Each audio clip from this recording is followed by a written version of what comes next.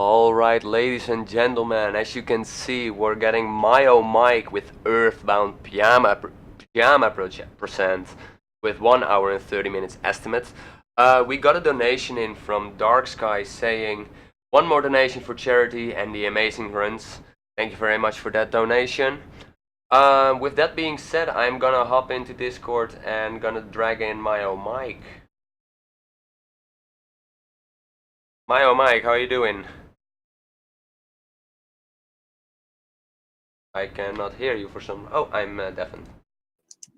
MyOhMyke, how are you doing? I'm alright, how are you doing? I'm doing good, I'm doing good. So, before we're actually gonna start off, you want to know, of course, what names won? Yes. So I'm gonna see if there is any donation put it towards it. Oh.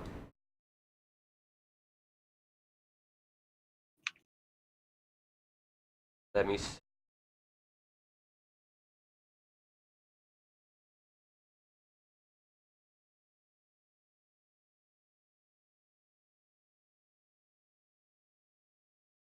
So, for the player names, I don't see any donations actually. No. No, there is not any donation. Oh. I have from New Life, sorry. Money goes to naming Chichu Jeff. Jeff is also my favorite character in Earthbound, so let's donate to that. Also want to thank the AA for the marathon. So, Jeff is gonna be named Chichu. Alright, someone's gonna have to spell that for me in just a second. I'm gonna spell it for you now. Okay.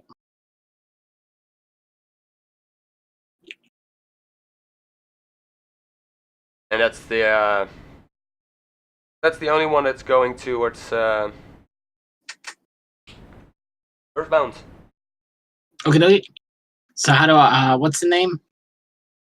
Chichu, I spell it out in Movember Runners area for you. Oh, okay. Yes? Are you ready then? I'm gonna have to shorten this. Oh, it is too much characters? Yes. Is this for player name or Jeff name? Jeff name. Boom, boom, boom, boom, boom, boom, boom. This is a hard one to shorten.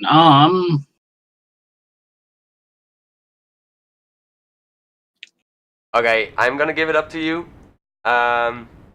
Good luck. Thank you. And Raichu is gonna take over from here. Let's keep those donations keep coming, people. Well, here's what I'll do then. I will split it into 2 different syllables for 2 different characters.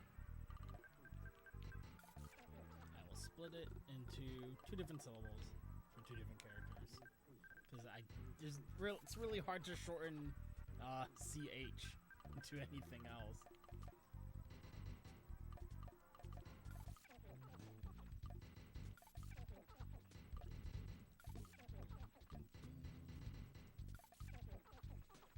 We are otherwise ready to go. So 3, 2, 1, go! Very good, the timer did start. So this is Earthbound Pajama Percent.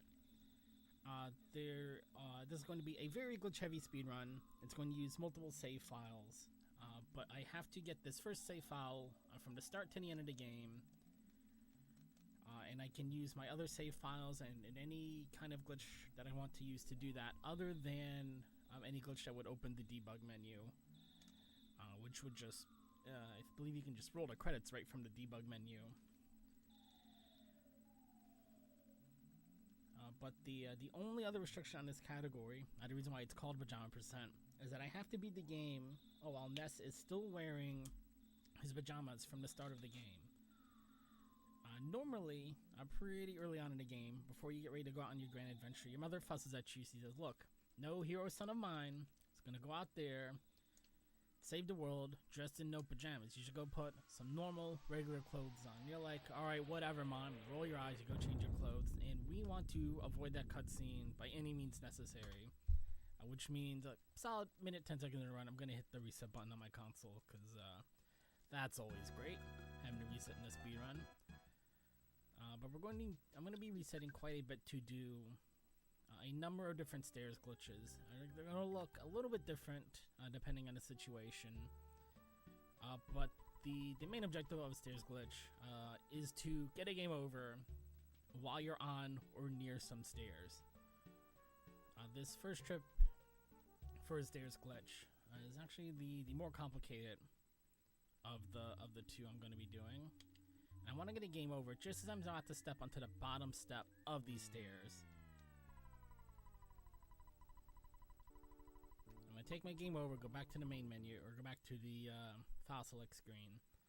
And when I load in my speedrun file, it should move Pajama Ness from his house all the way over to that bottom stair that I just got a game over on. Like so.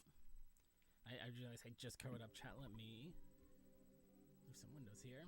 Is the audio very low? Do I need to check my phone? I can adjust the audio on my end.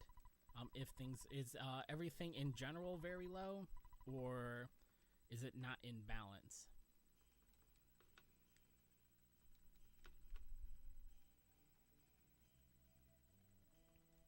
So I can change it either way.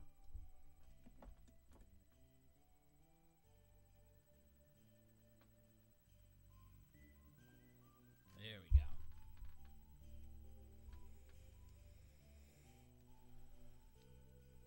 And I realized I didn't get to talk too much about how that stairs glitch works. But we're going to see it a couple of times, so we'll talk about it a little bit more as we go.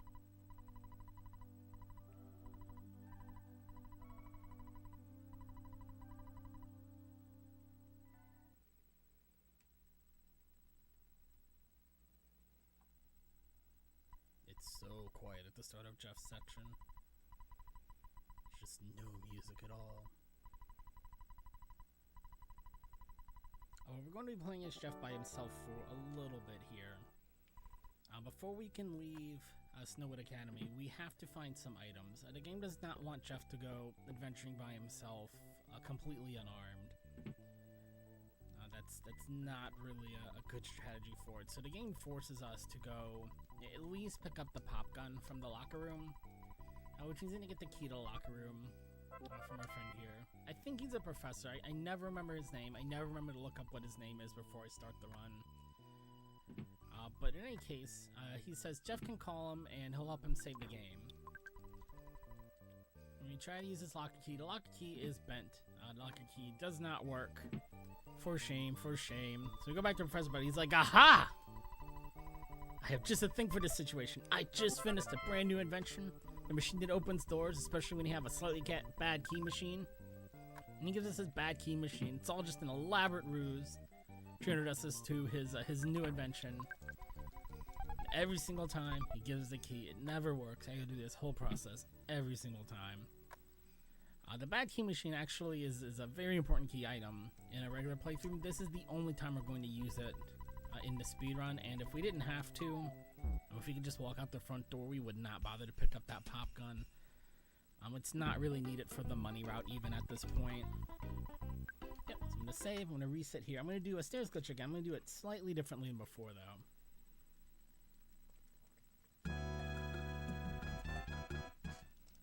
I'm going to load my second save file again, or second save file instead. And I'm going to do a different staircase. And you notice I'm not going to get a game over on the edge of the staircase this time. I want to get right in the middle of the staircase and take my game over there. And the reason why we do all these glitches involving stairs is because stairs are very, very complicated in Earthbound. There's a lot of weird stuff on the programming side for stairs. And one of the things you can do if you get a game over on them is you can walk through walls. The reason for this is in order to let you, say, walk up a ladder. Just as an example, that's on a wall that you normally can't walk through. You can't walk through the wall still. You have to be able to walk up the ladder. And the way it does that is it just lets you walk through walls while you're on a ladder or on a set of stairs.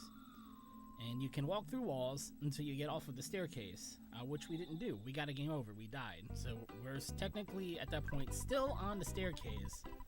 And the game doesn't recognize that getting the game over probably means we're not on the staircase anymore. So when we reload our speedrun file, the game thinks we're still on the staircase, and therefore we have to be able to walk through walls. And as you saw through that first trip out of bounds, a lot of your out of bounds walking, you're going to be staring into the void, and that's something that the town app's going to help us out with as well as we go along. But some it's going to make more sense seeing rather than telling. Let's just sit here and wait for there we go. Wait for the sharks to send me back to winners.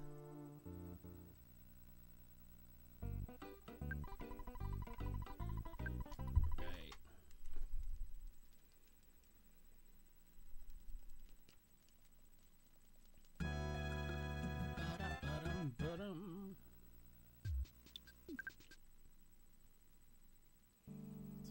So use the Summers file again.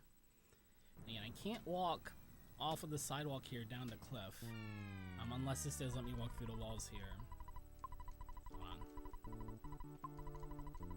on. Those two dialogue options are the real boss fight of Pajama percent. You cannot mash B through them. You can't mash A through them. You have to know what the you have to say no to the first one and say yes to the second one.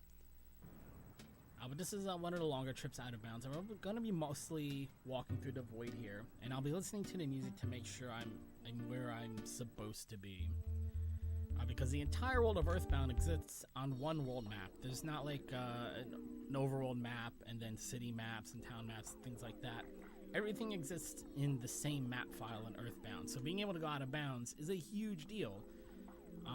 Presumably you could go literally anywhere in the game you want to go with the stairs glitch just by walking in a straight line. The problem is the game only loads in the graphics that it needs. It can't hold literally every graphic in the game at the same time. So that's why it looks like there's nothing on the other side of the wall, but really there's probably a room or something there. The music should cut out here, and when it comes back on it'll be hotel music. And if I open up the town map here, you'll see I'm in Scaraba in the hotel, and closing the map makes the game load in the graphics for the Scaraba hotel. I'm going to keep walking out of bounds, because out here in the abyss somewhere, there it is this house that just so happens to use the same set of graphics that the Scaraba hotel uses. And that's how you ended up going to Thalam to do what you would normally do as Pooh by himself. We're going to do as Jeff by himself.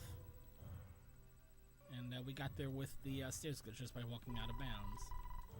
And we're going to go through this whole training sequence as Jeff. It's not going to be a big deal that we have the wrong character here.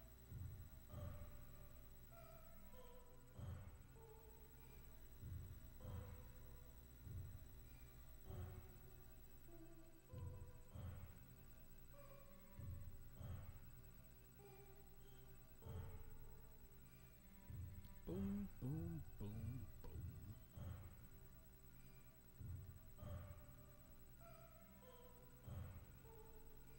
You can totally skip talking to Starman through a Starstorm dude. He'll still teach you a Starstorm later.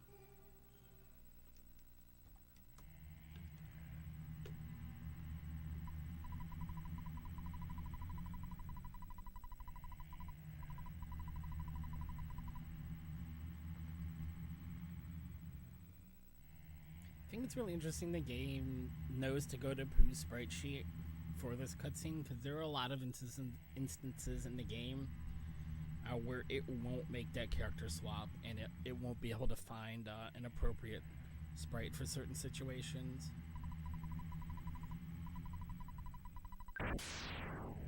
Boom. So what's supposed to be happening in this cutscene is Pooh is meditating, and he's the one, air quote, taking damage in this cutscene, but Pooh's not in the party, so wherever he is in the world, he's taking a ton of damage, and has no idea why. Meanwhile, Jeff's just in this cutscene at max health, like nothing's going on.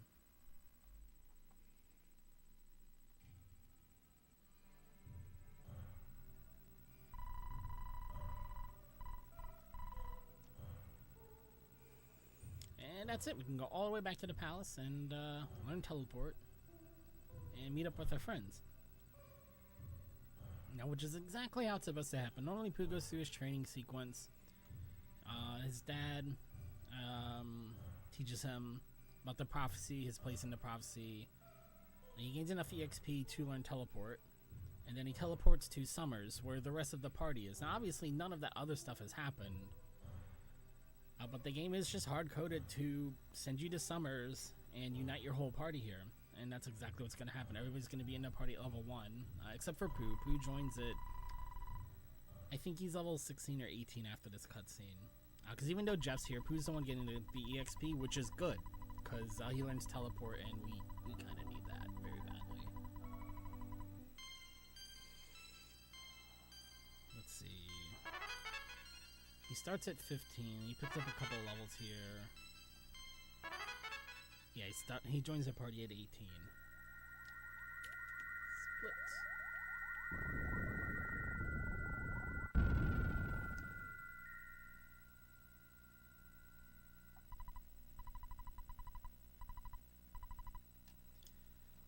Bum, ba-da-bum, bum, bum, bum, bum.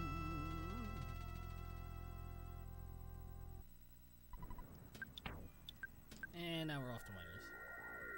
And you'll notice that my teleport list doesn't have any cities in it other than Winters. The only way to actually unlock teleports isn't by going to... Let me save the game. You don't unlock teleports just by going to the city in question. You have to go there the right way or under the right circumstances to actually unlock the teleport. So we're at no point are we ever going to learn the teleport to Onett. Because in order to learn the teleport to Onett, you have to change out of your pajamas and walk outside, and that's not going to happen in a Pajama % run. Which is unfortunate, because we have to go back there a couple of times.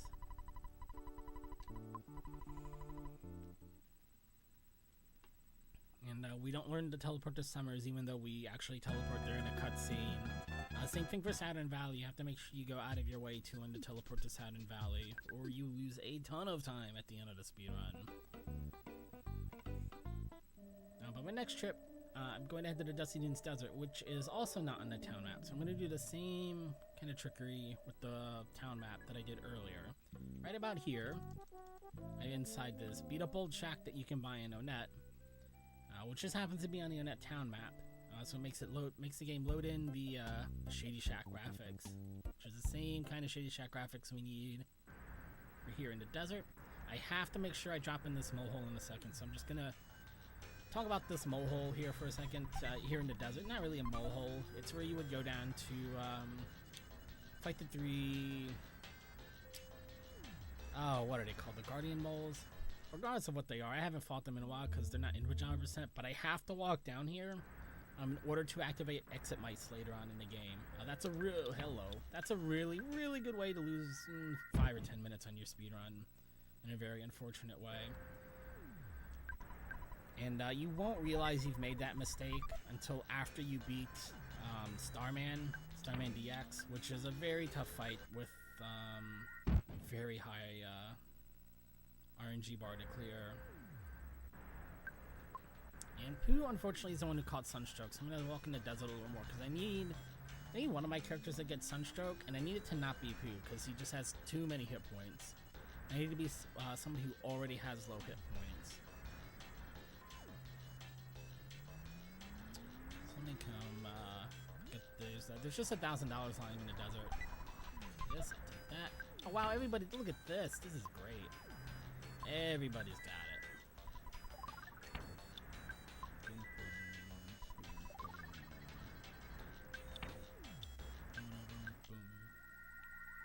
And I need Sunstroke on my speedrun file to do yet another version of the stairs glitch in a little bit.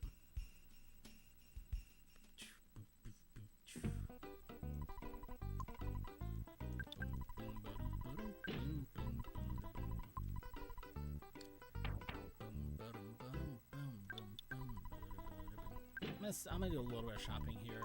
And then I gotta wait for Paul. Whoops! I gotta wait for Paula's hit points to get to critical. I don't want to buy a couple early skip sandwiches here. That's a T-Rex bat. That is not gonna help me out at all. Alright,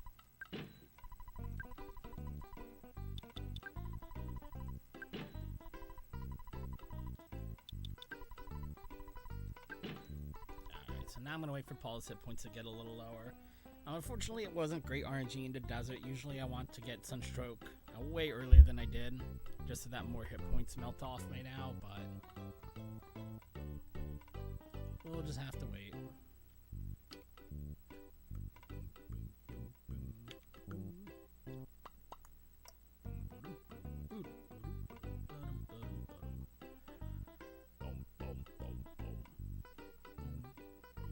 There we go. Right.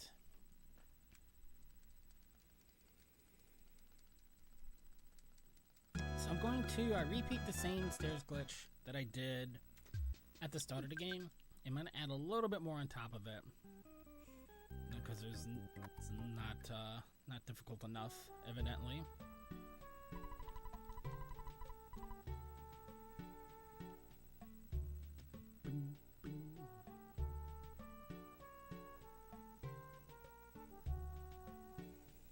So well, let me get it, and then I'll talk about why we use this staircase in particular over any other staircase for this trick.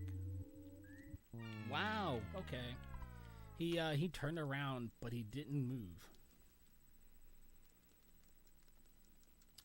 He turned around and looked really hard at that stair, and then just didn't take the step onto the staircase. That's cool, buddy. You do you.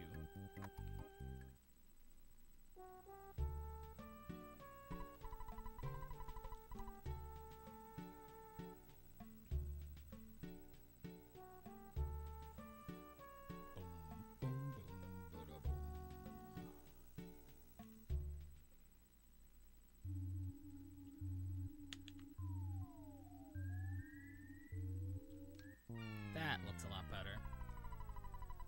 Nope. Yep. Okay. So the reason why this version of the stairs glitch does what it does is one of the other things the game does in the background when you step onto stairs is it's programmed to move you over theoretically just a couple of pixels in order to center. I botched that one. In order to center you on the steps. I don't know why I'm having such. It's been like a solid week that I haven't been able to get the timing on the second part of this trick consistently, which is really frustrating because it's the easier part of the trick. By far, the first half of this trick is more difficult.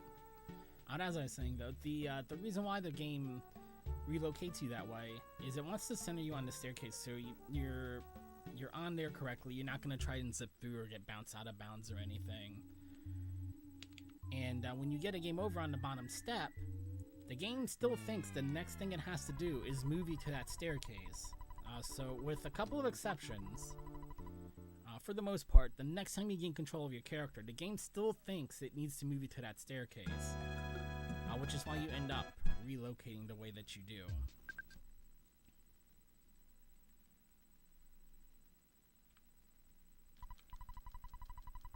Now that text box with that timing interrupts the process where the game also wants to lock you onto a railway so that you can only move left and right, up and down the stairs, and that text box interrupts the process. So it does the other parts of walking on stairs, including walking through walls, but it lets me keep my freedom of movement.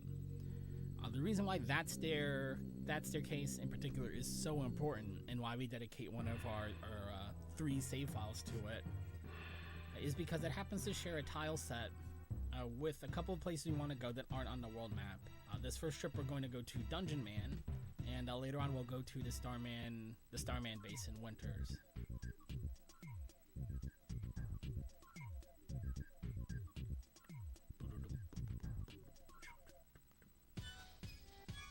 The best music in the game. Thanks so much, Dungeon Man. Oops, I forgot to count Paul's hit points. Not a big deal, just don't want her to actually die here. That would be bad.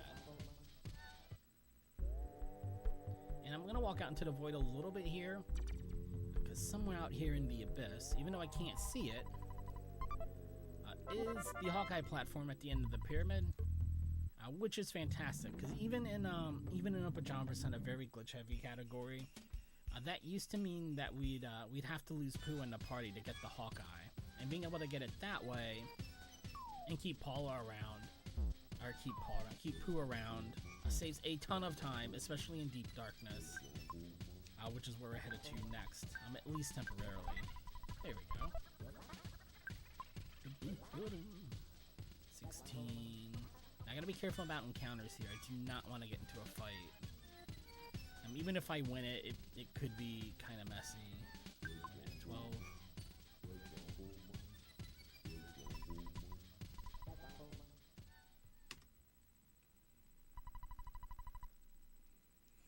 So hopping on a submarine does a couple of things.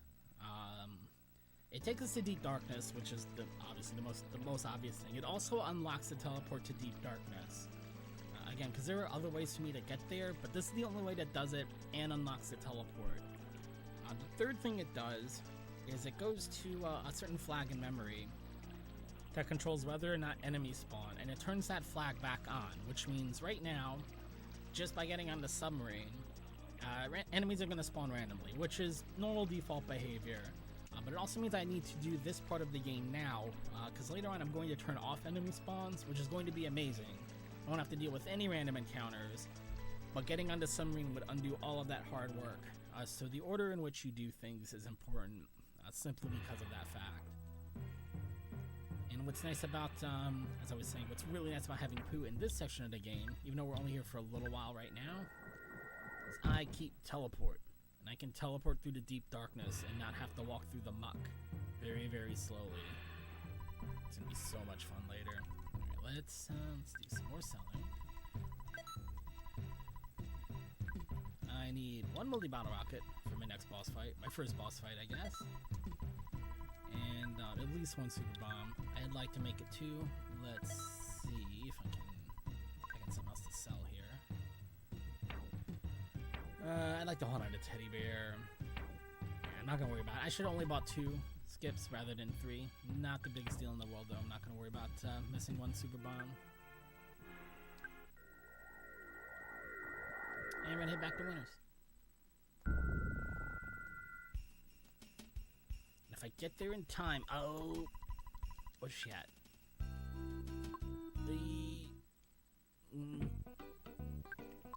Okay.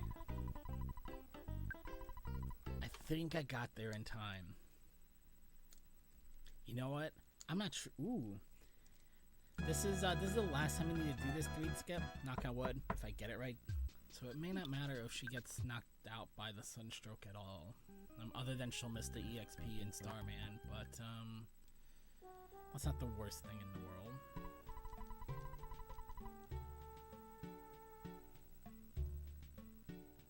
Boom, boom, boom, boom, boom, boom. But I may have to heal her and wait for her hit points again. I don't think so, but I'm gonna leave it on the table till I know for sure.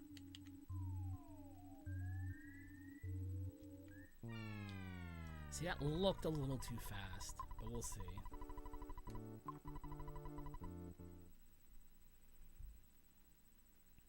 It can be hard to tell sometimes with that part of the trick.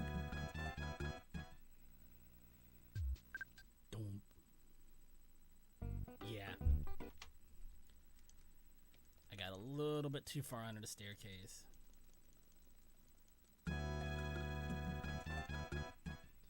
And this is the real tricky spot in Pajama % speedrunning. You skip so many bosses and so much content in the game that a lot of RNG is taken out of the run, which is great. But the Starman fight is really, really tough on RNG. He will either... there's a chance he'll just kill the whole party on the first turn, and you have to just reset that. There's not a lot you can do about that. If he doesn't do that, there's a chance he'll just one-shot Jeff, which is basically the same thing. You have no way to deal damage, you have to reset the fight.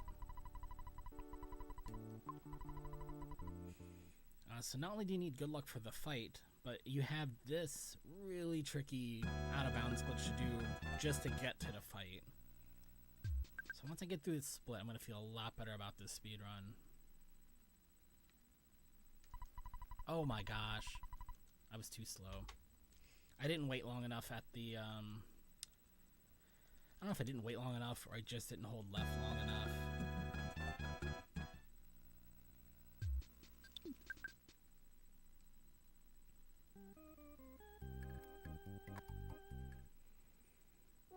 But once I get past Storm, I feel a lot better about the run.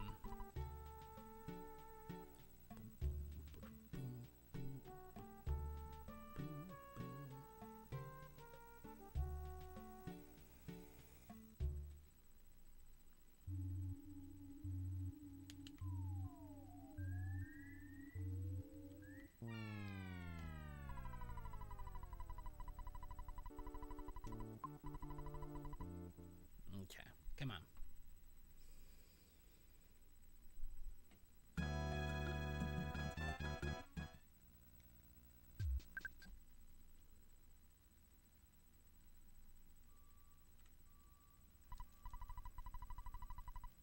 All right.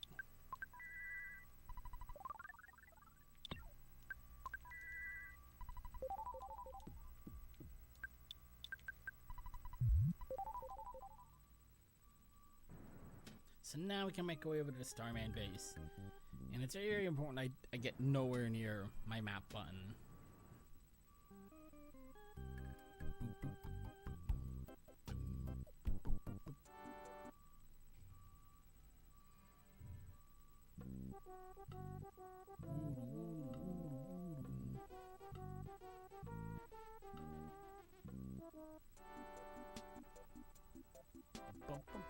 You start to get used to the weird medley of music in a Pajama % run.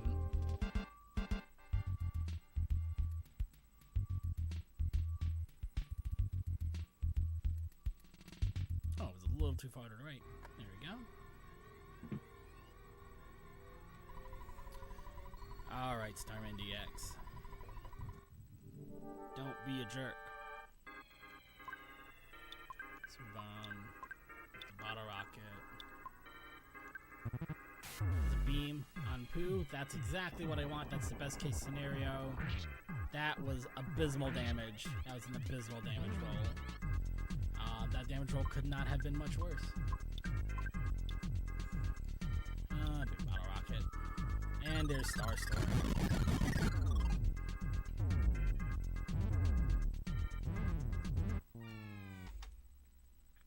That's what that fight looks like. Good grief. 600 damage from a multi-bottle rocket is really, really bad.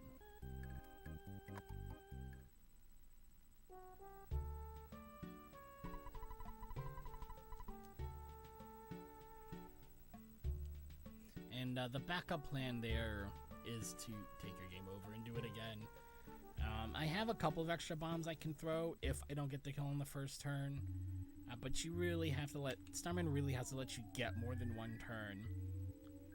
And if he takes Jeff down at any point, that's pretty much the end of your damage for this fight. Which is true for most of the game. If Jeff isn't alive, you're going to have a hard time getting through at least a Pajama % category. I don't know my other categories for Earthbound speedrunning that well. But just multi-bottle rockets are super important as a damage item.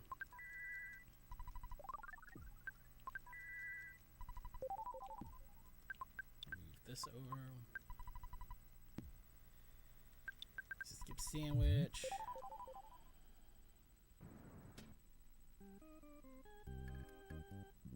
Right, hold on, let me get on my straightaway here, and then I'll read that question a little bit better.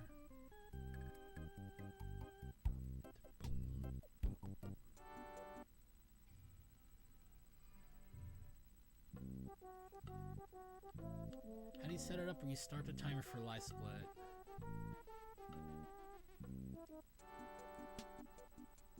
I'm not sure what you mean. Are you talking about how to set up splits, or are you talking about how to set up the button, or I'm not sure what you mean.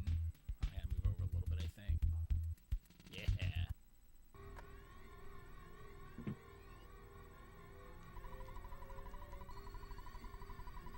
Each game, each community has different rules for when you start the timer, though, if that's what your question is.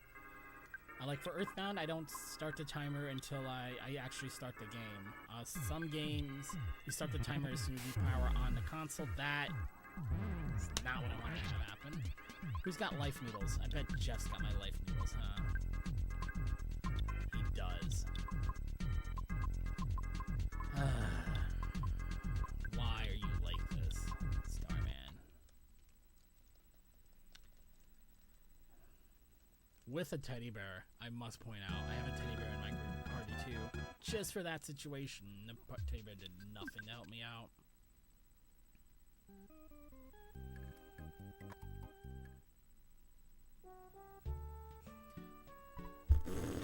Bus stop. But the timing for when you start the timer depends on the game, and it should be listed in usually on the rules section of speedrun.com or wherever your community puts its timers, puts its leaderboards.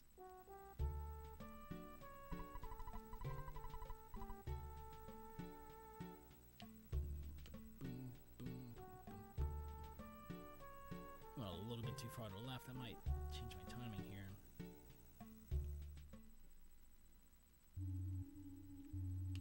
Nah, we got there in time.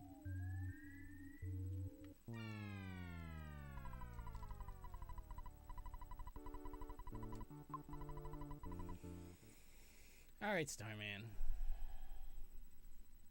Be nice to me.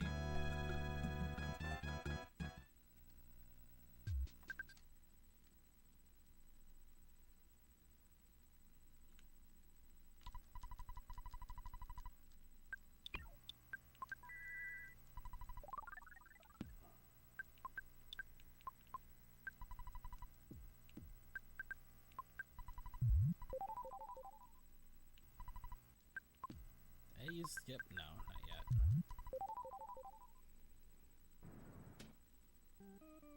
Boom. Boom.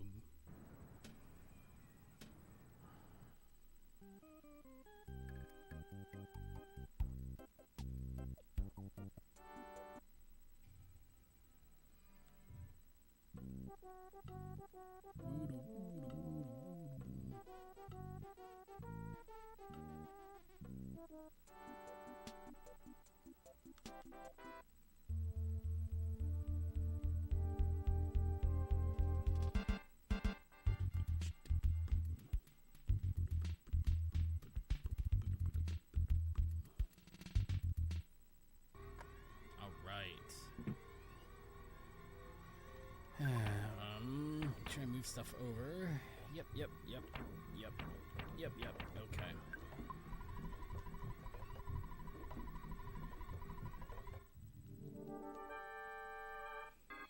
Don't be a jerk.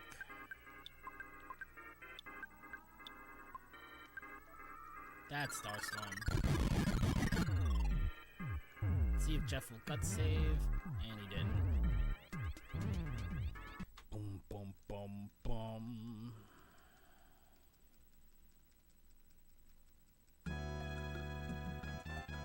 What a pain in the neck.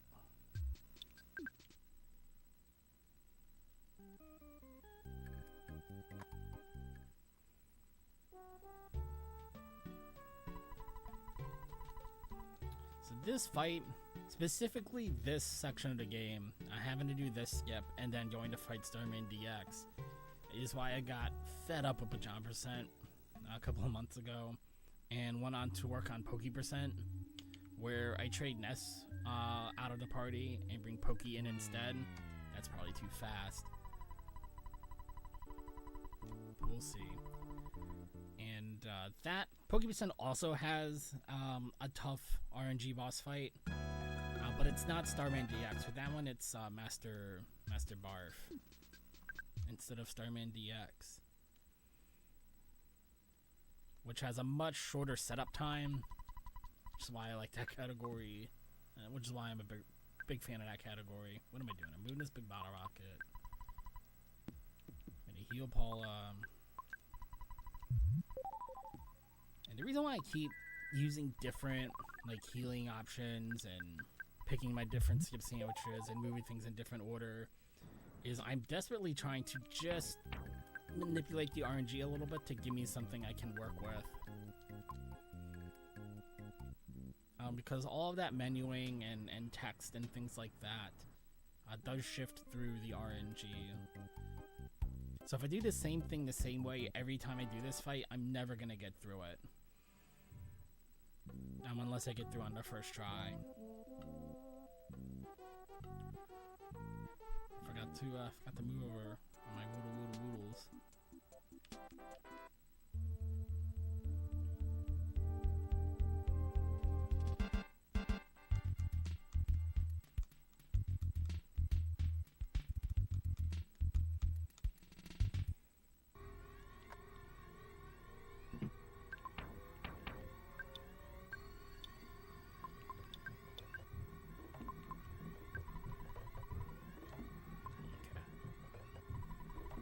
I forgot to move the life noodles. I wanted to move the life noodles.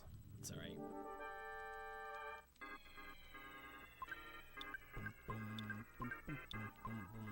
Technically, I shouldn't need them anyway, right? Oh, the teddy bear took a hit. Come on, Jeff.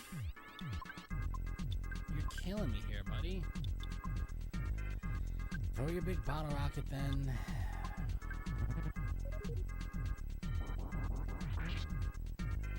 Oh my goodness.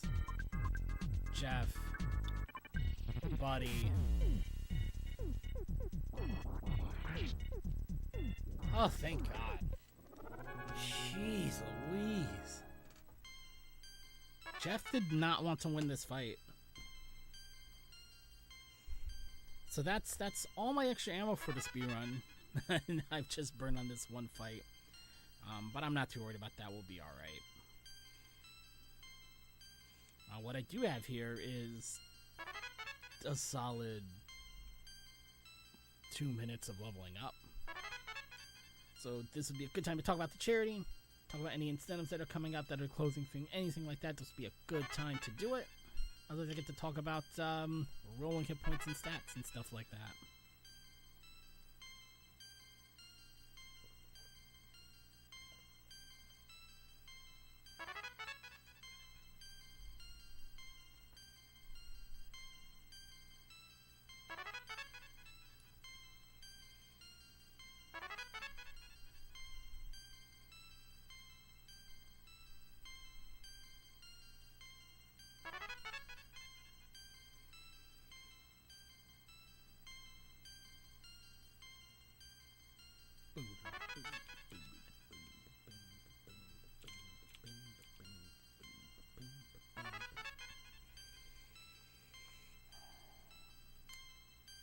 Really nice that Paula survived this fight, but it does mean I have that much more level up text to get through. The way I've actually got my PB for this category right now is by Paula dying on every boss fight until Ness's Nightmare, which is pretty much the entire speedrun at that point, and just saving all of that time not having to mash through her level up text. So I think the fastest way to get through this game is to sacrifice a party member at every boss fight just to save on text that you mash through. The problem is that if that person is Paula, she's going to be too underleveled for the Gygas fight, and you're really going to have to find a backup strategy and hope for some very, very good luck in the Gygas fight. Because Paula will not have her party-wide shield spell, and she's going to have very little hit points. And that is really skating on thin ice for the Gygas fight, playing it that way. I do not recommend it.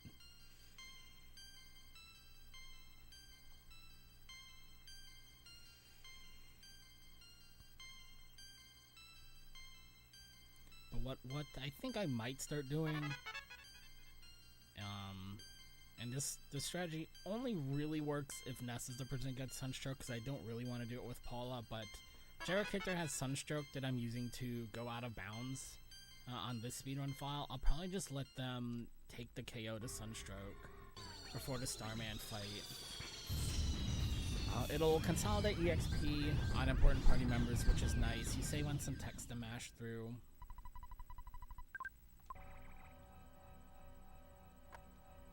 It does make it more likely that that beam attack will kill an important party member, though.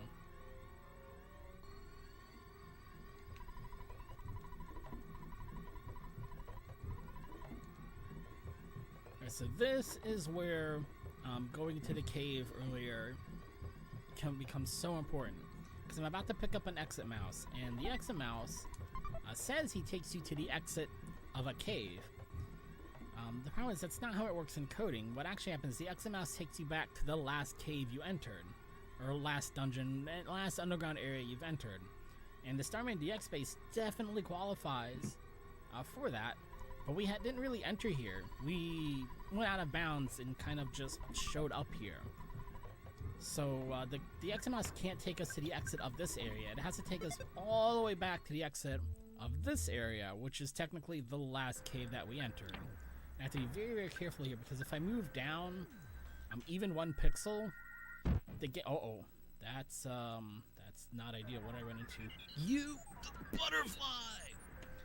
If I move down, I think even 1 pixel from the exit there, the game's gonna try to teleport me to that staircase in 3, and I get to do this whole section of the game all over again. Magic butterfly. From out of nowhere.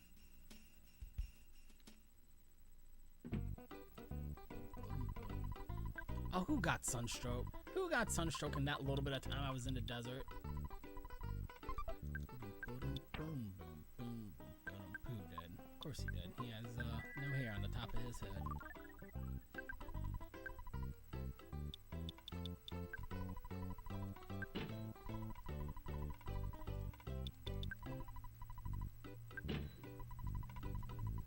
I think he needs 6 for the rest of the run.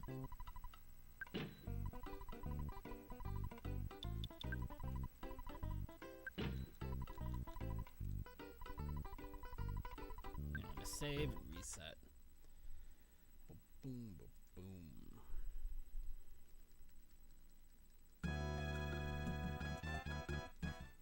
And we're done with the 3D file for this speedrun. Huzzah! It's gonna be the very easy stairs glitch in summers from here on out. Like I said, getting past the Starman fight, especially in a marathon run, that's really really the gateway, if you will, to the rest of the run. You gotta get through Starman before you can really start thinking about what's left. Because you can get stuck there for so long in so many ways. Hold on. Doing the wrong out of bounds trick here.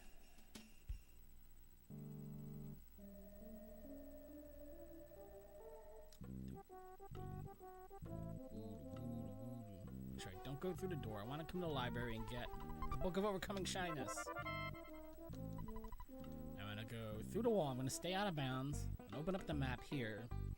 Float on the tile set for stores. And I'll go right back down to the drugstore in Happy Happy Village. We're here for one very specific purpose.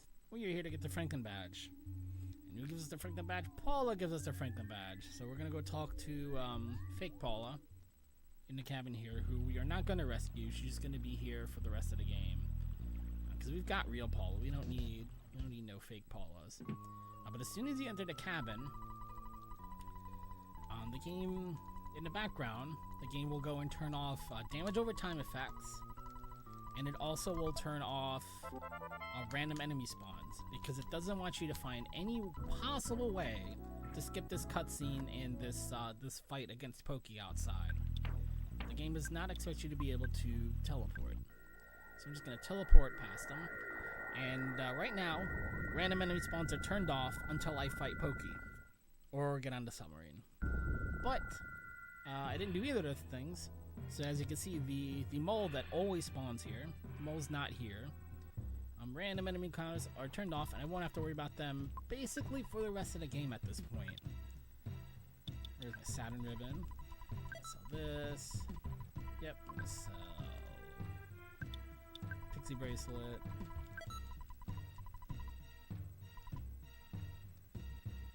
Buy. Don't have the right notes up. Here we go. I'm gonna buy multi-bottle rocket. Just how many am I buying? We think 2. 1 for barf. 1 for. That's right. I always forget about the barf fight when I'm not doing Poke%. I forget that it's a thing. And a couple of super bombs for everybody.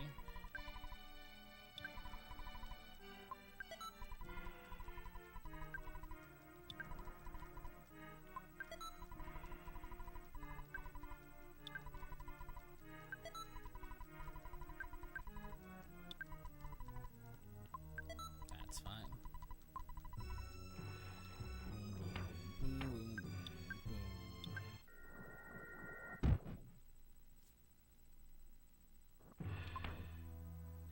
Where's my Hawkeye? There it is. So this is what the Hawkeye is used for. Just so that you can see in the deep darkness. And not only... Deep darkness, even in Pajama %, used to be very, very dangerous. Because you wouldn't have poo when you got here. So you moved very, very slowly. And the enemies here... you're under-leveled for this section of the game. And you don't have a lot of extra ammunition to throw at enemies. So this used to be a very dangerous place to be. But now there are no enemy spawns. And if that's not great enough, we can bring Pooh along now. Because we don't have to sacrifice him to get the Hawkeye. This is now not a very dangerous place to be at all. The biggest danger here is myself. If I actually complete this teleport to deep darkness, I go back to start. But that's, I mean, it's a time loss, but it's not like I have to reset my run or anything like that. I think that souvenir coin's even extra now, with the way money's routed out in the game. But I'm not leaving money on the table. That's for sure. But just getting the souvenir coin was tricky. Getting a couple life noodles could be tricky too. Now, not so much.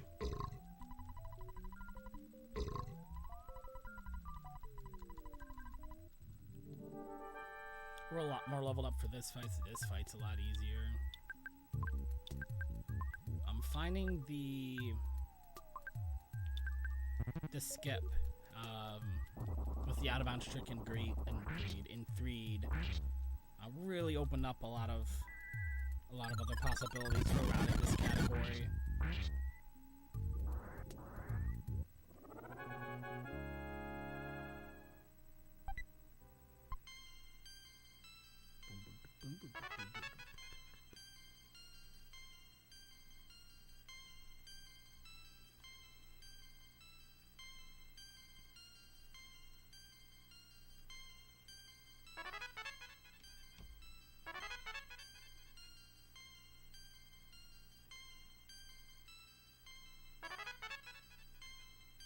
Ba-ba-da-ba-ba-dum.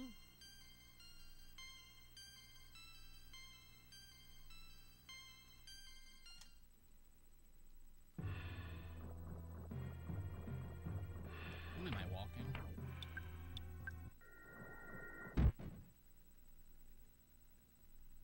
I finished my teleport here too many times for me to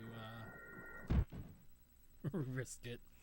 It's such a lousy place to finally finish a teleport by accident.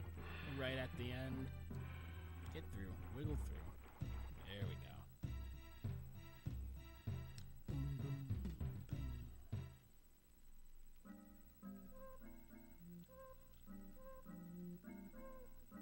Tenda juked me out. Oops. So we're in the Tenda village now. These cute adorable little creatures are the Tenda. And they want to help us save the world. They really, really do. But they're very, very shy creatures. Which is why we have to go to the Onet Library and bring them a book called The Book of Overcoming Shyness. So that the Elder Tenda can help everybody overcome their shyness so they can help us save the world in their own little unique way. And this is the one photo opportunity we get in this category. We are able to skip all of the other ones.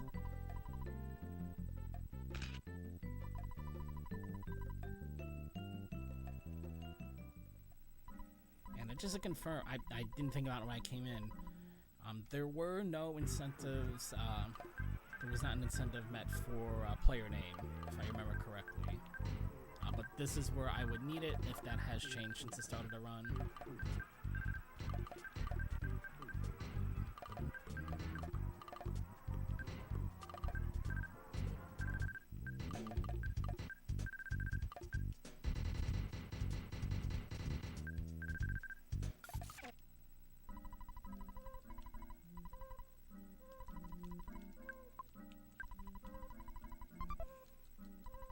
And if you're mashing through there, it can look like getting that bag of Dragonite. It's the same cutscene, same bit of talking as the rest of the conversation. But you have to make sure you talk to the Elder Tenda one extra time to get that. And Dragonite's a nice damage dealing item that you're getting for free, so you don't wanna leave that behind if you don't have to. Where's Skip Sandwich? There's like 6 of them in my inventory. There you go. I've still got that teddy bear. Look at that teddy bear. I think it's got maybe 25 hit points left. But it's here.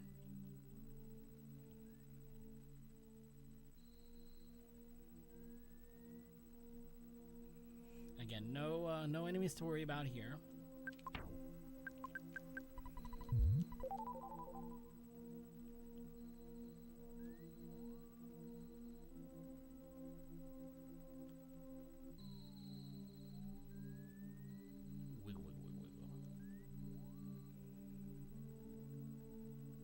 Only thing you gotta remember to do is grab the rabbit's foot. Then I'm gonna give the Jeff. Whoopsies. The rabbit's foot's going to increase his speed stat, which does 2 things. It lets him go first in battle, which means you're going to get those multi-bottle rockets off faster. It also lets him deal more damage with the multi-bottle rockets because his speed stat plays into their accuracy quite a bit. Oh, he doesn't have one. Okay. That's a nice damage roll. And there's neutralizer, so I'm gonna waste a couple of these bombs. Nice. That was a nice damage roll out of Jeff.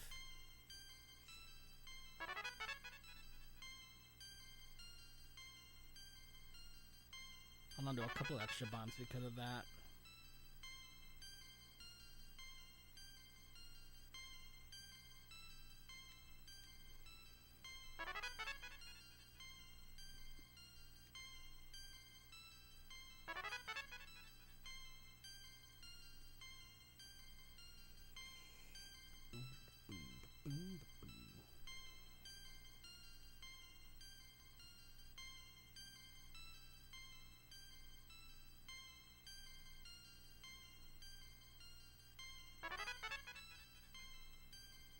So at this point, Paul should definitely have enough EXP for that higher level shield spell I need at the end of the game.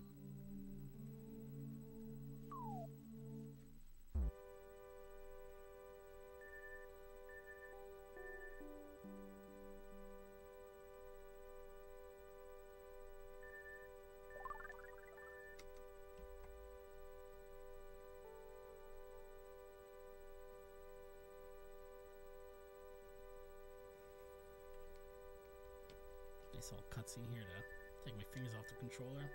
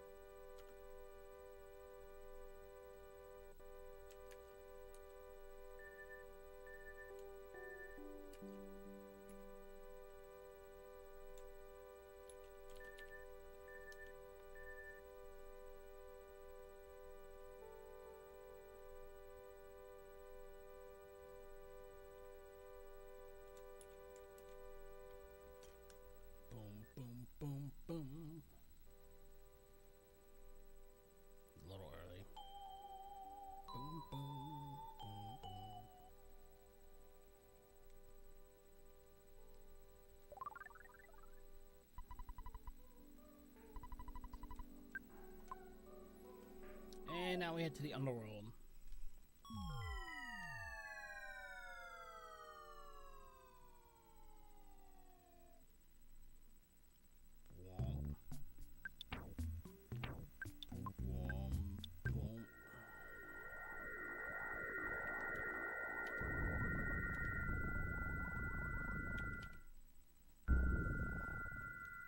So the reason why the party looks so funny here is that the underworld is home to dinosaurs, like actual, dinosaurs.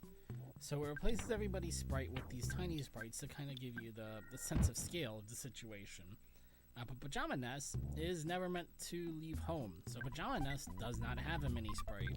So you just get regular sized Pajama Nest, which means the nest is literally dinosaur sized at the moment. Let me move the Franklin badge over too while I'm thinking about it, or I will forget and be very, very sad later.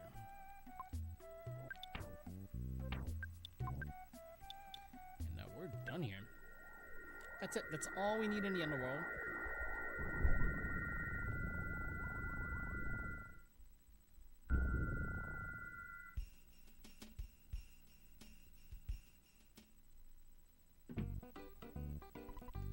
Oh, come on, ATM.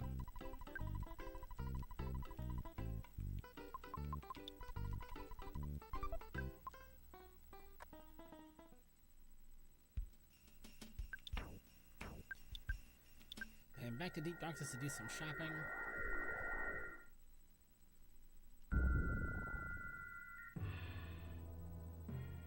And this should be the last shopping trip of the game, unless I forget something. But should be.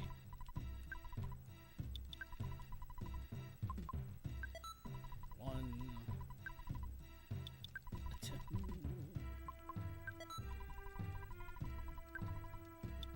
Need 4 of these.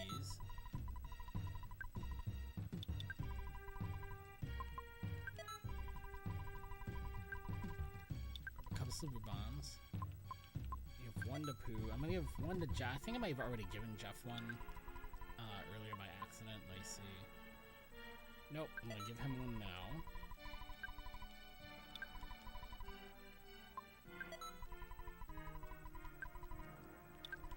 One more for Paula. And I'm gonna buy, I better buy a couple more here just in case something silly does happen in Magic Can't. I won't have to come back and do another shopping trip. No sense not being thorough.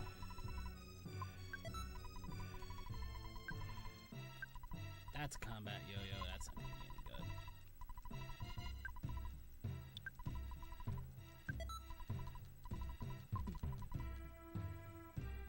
Boom, boom.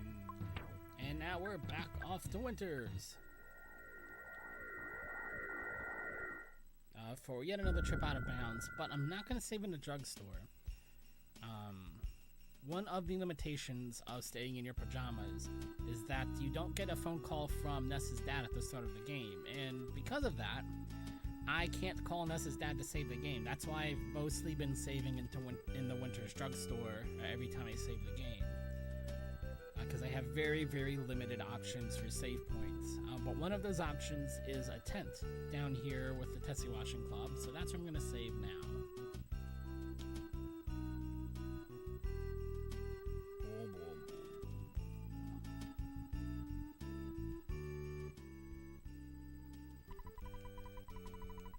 Yep, save reset.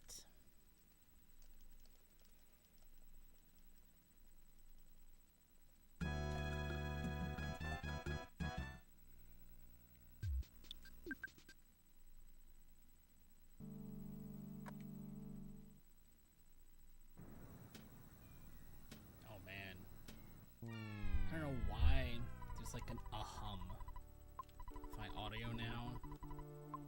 That is definitely new. I'm gonna have to go check all my wiring.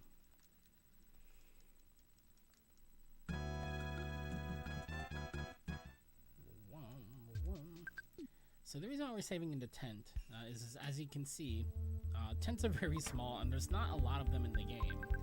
So in order not to, I guess, waste space on a tile set, the developers have the tent share tile sets with part of Magic Hand, which means if I can go out of bounds from a tent, I can go straight to Magic Hand, even though it's not on the town map. Because I'm just going to be able to, you can see, walk down here and be able to see one of the doors down here, which will get me back into inbounds, if you will. And just like that, we're in Magic Hand. Magic Hand is one of the things you are required to do in order to actually beat the game without the game soft locking. So we have to come here at some point. But the reason why getting here out of bounds is so important isn't just that we can skip so many of the sanctuaries. That's obviously a very big time save. We're cutting out a lot of content that way. But the more important thing is that it lets me skip the cutscene you watch coming into Magic Hand, which means there are still no enemy spawns. There will be, other than the Krakens, there is nothing here. And the Krakens are only there because they count as bosses.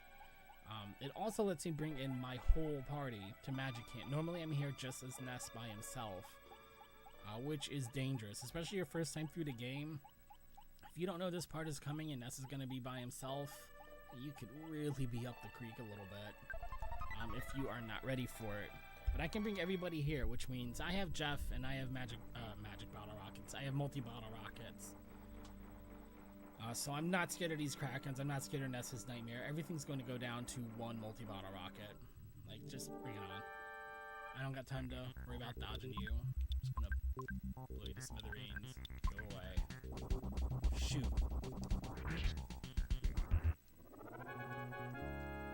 Now, the last two Krakens I am going to dodge out, mainly because I don't have any... I have no extra multi-bottle rockets. If I get into a fight, I can still beat the Krakens. It's not that big a deal. That's why I grabbed so many extra super bombs. But I'd like to avoid it if at all possible. I don't need any more EXP. Everybody's high enough level for the rest of the run. So I don't get anything out of fighting the Krakens right now.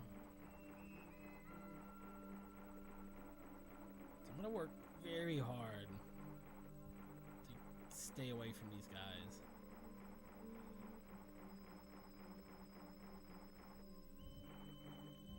Hey, stay right. Nope. You didn't do what I want you to do. There you go. Kraken number 3. Kraken number 3 is being very kind. Stay over there. Stay. Good, Kraken. Good boy, Kraken.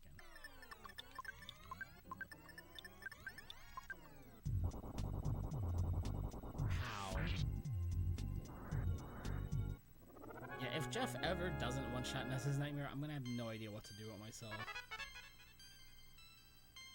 That's not gonna be a good day.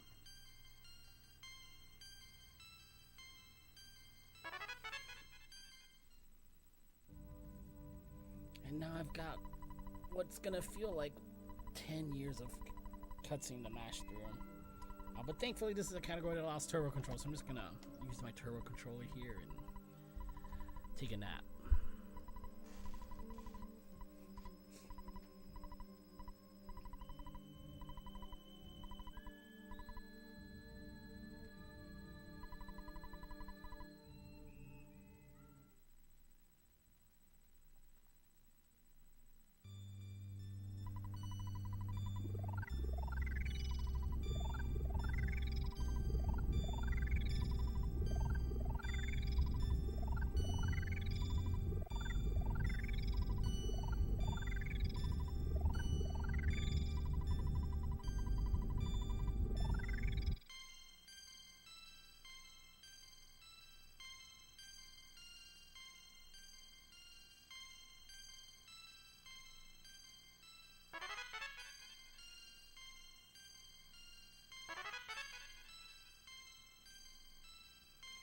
Now, if you play through this game without Ness in the party, you can beat the game without Ness in the party whatsoever.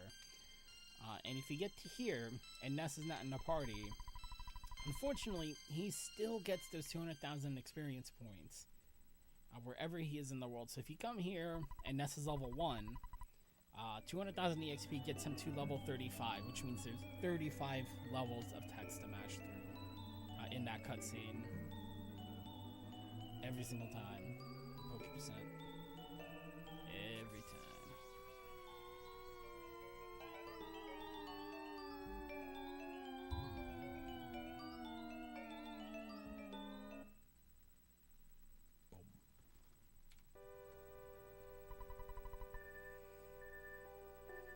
So as I was saying earlier, and once again, I don't know how to teleport to Saturn Valley yet. And I'm about to teleport to Saturn Valley in this cutscene, but that doesn't unlock the teleport to Saturn Valley. One of the other things that happened in that cutscene I just watched is that random enemy spawns have been turned back on, unfortunately. So now I have to worry about, running into enemies. But I have a way around it from here to the end of the run anyway, so I'm still not really going to have to worry about them. They're just going to be on the screen, and I'm going to have to, actually do something productive about it. But the most important thing here is for speedrunning purposes, I have to do this part of Saturn Valley first. It's just faster to go watch this cutscene first, but I have to be very, very careful not to forget to unlock the teleport to Saturn Valley. Whoops. I was mashing B and I should have been only mashing A. There we go. Bum, bum, bum, bum. So I have to go unlock teleport to Saturn Valley. I'm mostly talking to myself at this point. It's at least a 7-minute time loss going the other way around to come back here. And unlocking teleport to Saturn Valley is very, very simple. You have to walk through the front door of Saturn Valley, which means I gotta go here. There. And now I can teleport to Saturn Valley. I'm gonna make sure. Yep, Saturn Valley's right there at the top of the list, but I'm headed to Winters right now. Because I have to go get a piece of the meteorite that landed in Onett, and I don't have that teleport either. So I'm gonna find another way to go back to Onett.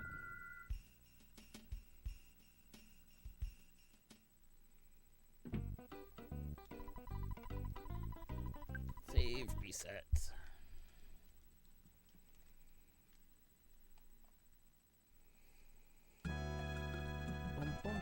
So there should only be 2 more stairs glitches left in the game. I'm assuming Gygas cooperates. This one, and then the one right before the Gygas fight.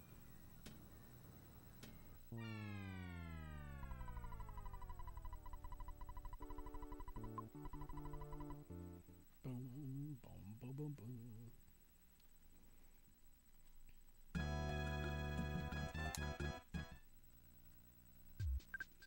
And this is by far the longest trip out of bounds.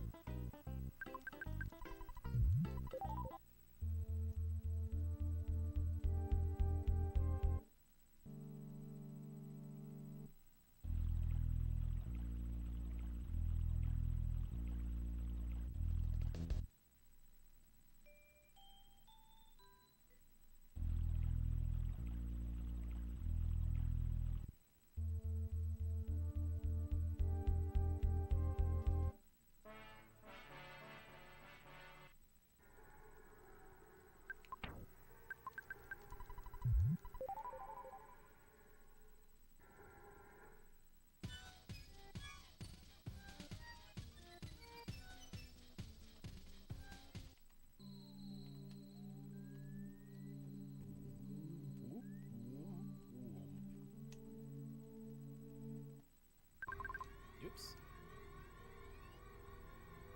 And we're back in on that.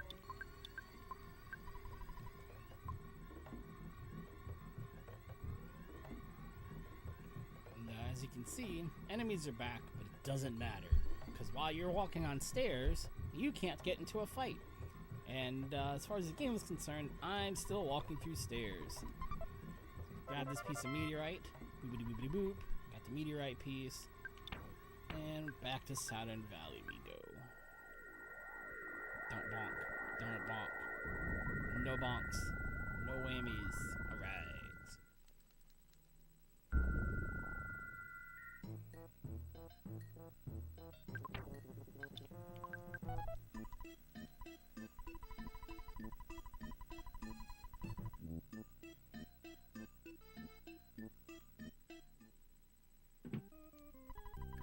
KO.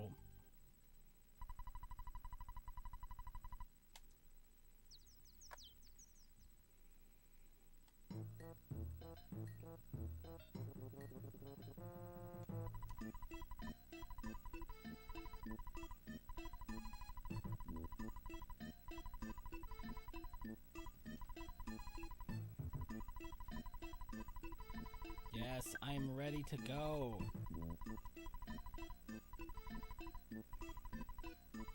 I'm trying to get right in, dude. Thank you.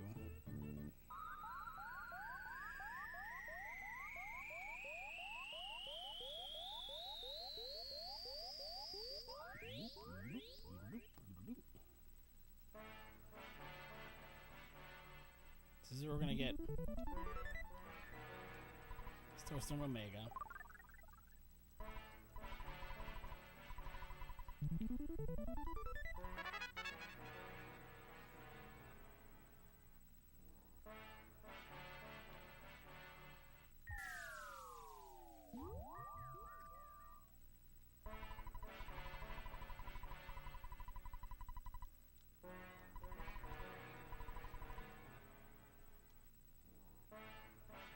And there's a little bit more of exposition and cutscene here before we get to our last save point of the game.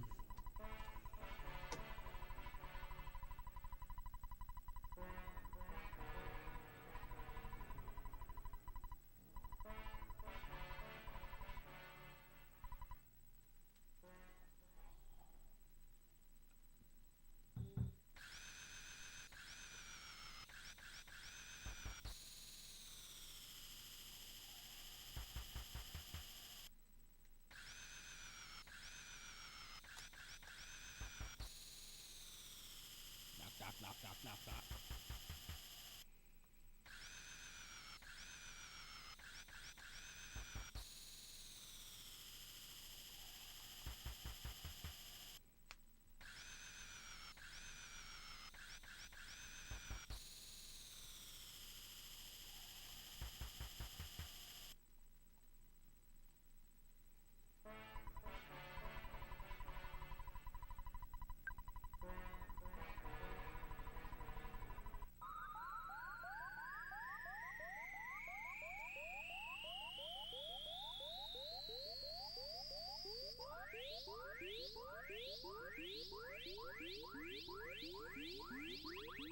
So, we're gonna save the game one more time here. This is the first time we actually get to talk to Ness's dad. And one of the things Dad does, aside from just saving the game, is he tells you how much money you've earned since the last time you've called him, which is never. So you can see there in that text box, during the course of this entire speedrun run, we earned $21,418 from fighting bad guys. Which is not too bad for an hour and 14 minutes, if you ask me. It's a lot of money.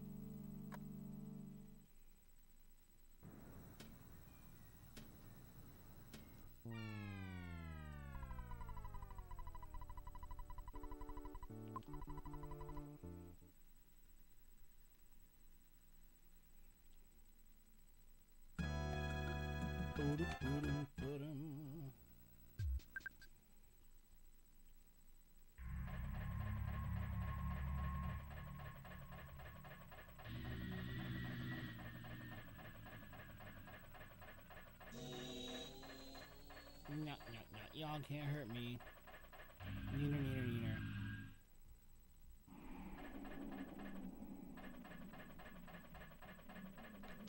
Alright, Seed pendant on, Franklin badge, rabbit's foot, rockets. Alright, good. Inventory looks good.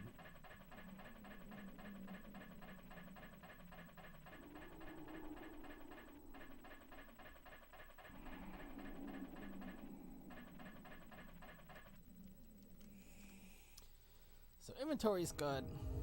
What I don't know what I don't know about is the RNG on this Gygas fight. If he opens up with his stronger spell, that's likely going to be a reset. I can recover from that, but I may just hit reset for the sake of making sure I get off to a good start.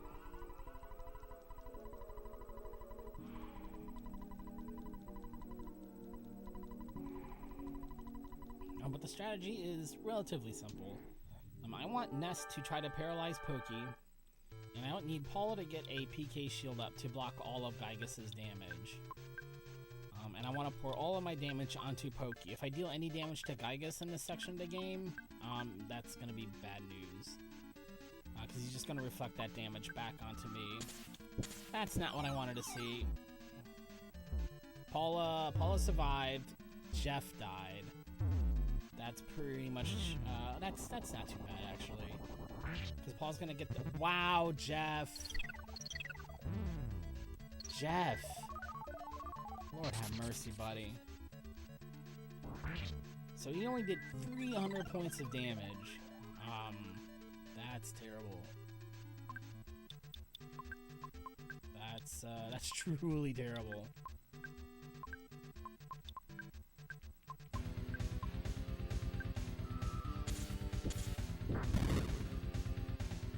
See if we can pick Jeff up so I can get that other multi-bottle rocket out. Alright, good. Now the problem is Jeff doesn't have the shield, because Jeff was dead, he missed the shield. So I'm gonna go ahead and try and cast it again, even though it's a turn early. Actually, why bother? Because Jeff, I don't need Jeff after this turn anyway, so why bother? Jeff, just shoot your multi-bottle rocket, man. Stop goofing around.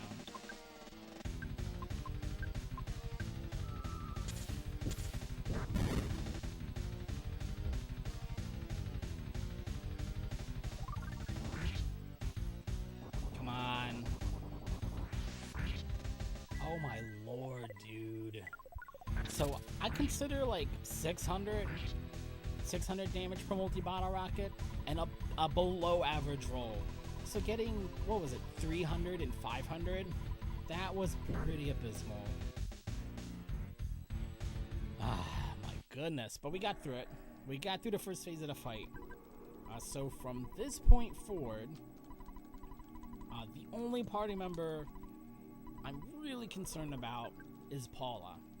I need to deal a certain amount of damage in the second phase of the fight. So it's nice if other characters get turns right now. But if only one party member survives this section, it's got to be Paula. And the good thing is, that shouldn't be too hard to pull off. Because Gygas only has 3 attacks. One of the attacks is this general elemental damage attack that he does. And Paula has a C pendant on, so she's going to block a lot of that damage. One of the other attacks he can do is PK Flash, which has a chance to do a number of different things, including just a one-hit KO. But the Seam Pendant completely blocks that. The third thing you can do is a lightning attack, and Paula has the Franklin badge, which is going to reflect the lightning back. So the most damage Gygas can do on one turn to Paula is 8 to 15 points of damage and causing her to lose a turn sometimes. And as usual, everybody except Paula is gonna die here. But that's okay, because everybody else kind of doesn't matter, especially on the third phase of the fight. It just means it's gonna take me a little bit longer to muddle through Gygas' hit points here.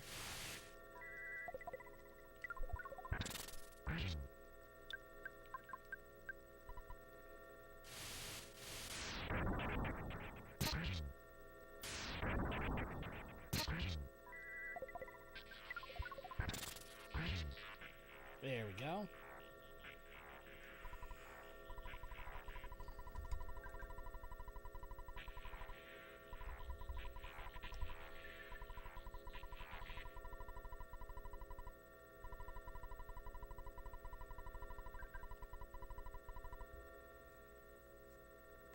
So now all that's left to do is for Paul to use the pray command 9 times.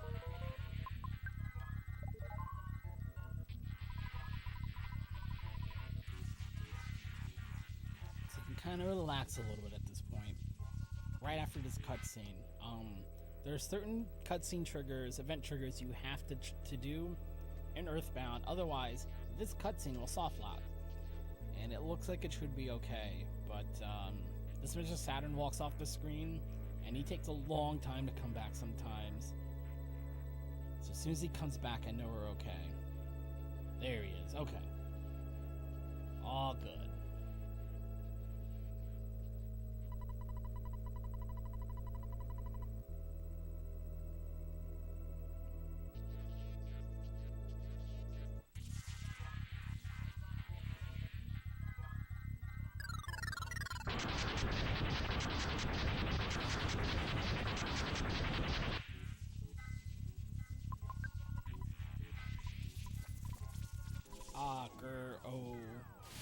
Yog.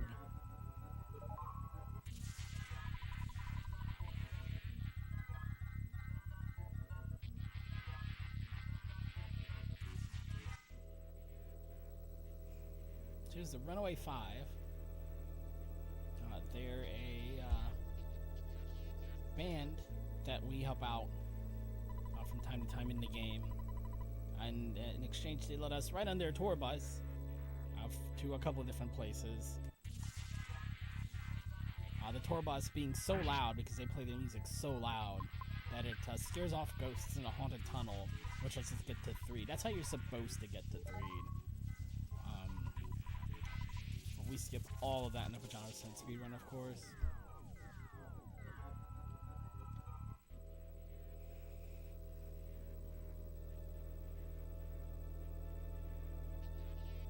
And so Paula's parents run Polestar Preschool, so we're getting to see them here at the end of the game. And the kids here are, the students at this preschool who miss Paula very, very much. They love Paula to death.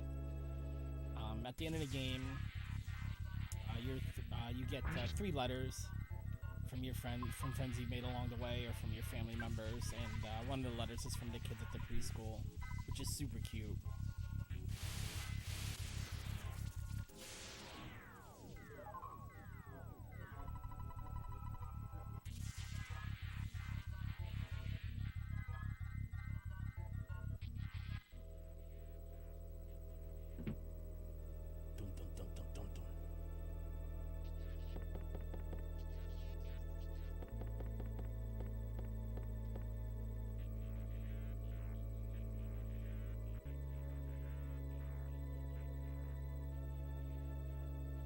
Back at Snowwood Academy where we met Jeff.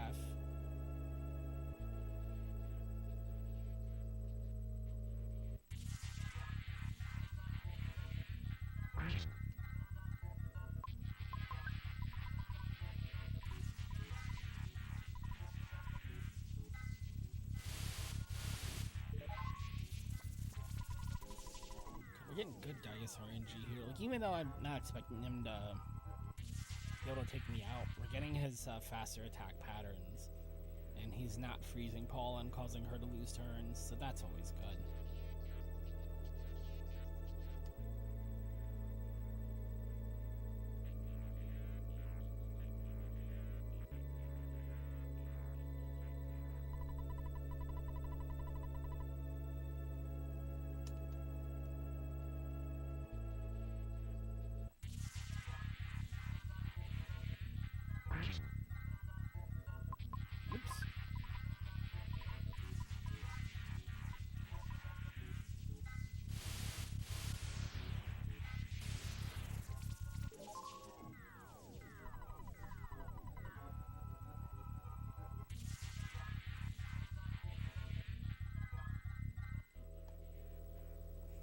So back at the burger shop, this is Frank, who's the first boss you really fight in the game. First slightly more difficult enemy. He's the leader of a gang called the Sharks, which is kind of the first big problem you have to tackle in Earthbound, is what to do about the Sharks.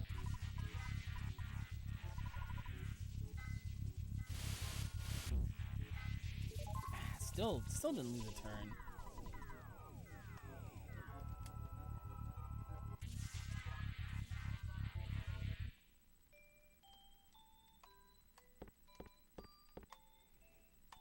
Ness's mom, who has no idea Ness left, just that he left in his pajamas. She must be very upset by this.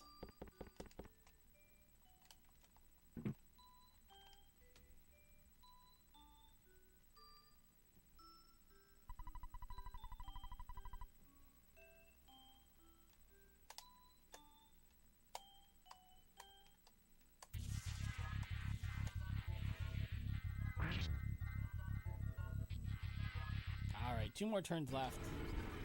Unless Gygus has me lose one.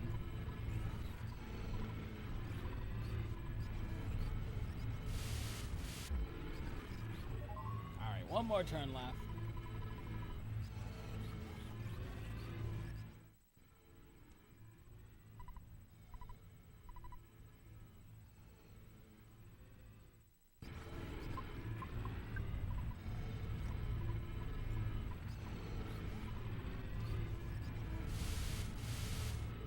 time.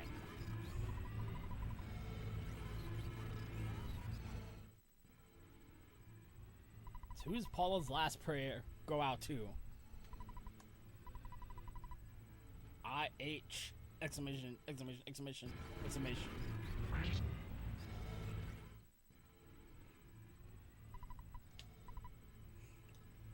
Yeah, those are starting to look a little more familiar now. But the player name comes into play right at the end here. That's a wow. One exclamation point left out. The player name comes in at the end as the last person Paula prays to for help and energy in defeating the evil entity known as Gygus. Which means you guys deal the final blow to Gygus. Ending this speedrun. Thank you everybody for coming out watching. Thank you for donating to a fantastic cause. And please stick around, watch the rest of the marathon. There are tons of fantastic runs coming up. You can find through the schedule command. There are a lot of incentives you can find on the Tiltified page as well. Lots of things that you can put your money towards. So please stick around, watch the rest of the marathon. And I hope everybody enjoys the event. Has great luck for the rest of the runs. I will see everybody next time.